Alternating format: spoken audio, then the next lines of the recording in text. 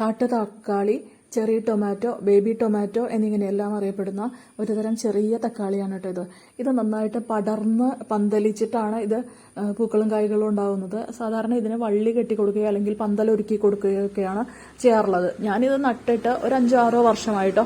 ആ സമയത്തൊക്കെ ഞാനിത് പന്തലിലാണ് വളർത്തിയിരുന്നത് കേട്ടോ. നെറ്റ് കെട്ടിയിട്ട് അതൊരു പന്തൽ പോലെ ആക്കിയിട്ട് അതിന് മുകളിലേക്ക് പടർത്തിയിട്ടിട്ടാണ് വളർത്തിയിരുന്നത്. ധാരാളം കായ്കളുണ്ടാവുമായിരുന്നു, കുലയായിട്ട് കായ്കളുണ്ടാവുമായിരുന്നു കേട്ടോ. അപ്പോൾ പന്തലിന് താഴേക്ക് കായ്കൾ കുലയായിട്ട് ഇങ്ങനെ തൂങ്ങിക്കിടക്കും. കാണാനൊക്കെ നല്ല ഭംഗിയായിരുന്നു കേട്ടോ. വളരെ ടേസ്റ്റിയാണിത്. വെറുതെ പച്ചയ്ക്ക് കഴിക്കാനും ചെറിയ കുട്ടികൾക്കൊക്കെ വളരെ ഇഷ്ടമായിട്ട് എപ്പോഴും അവർ കഴിച്ചുകൊണ്ട് എടുക്കുകയാണ് സാധാരണ. ഇപ്പോൾ ഞാനിത് 2-3 വർഷമായിട്ട് ശ്രദ്ധിക്കാറില്ല, നോക്കാറില്ല. അത് തനിയെ അതിൻ്റെ വിത്തുകൾ വീണ് കിടന്ന് തനിയെ വളർന്ന് വന്നിരിക്കുന്നതാണ് കേട്ടോ. 4 വർഷങ്ങൾക്ക് മുമ്പാണ് കൃഷി ചെയ്തിട്ടുണ്ടായിരുന്നത്.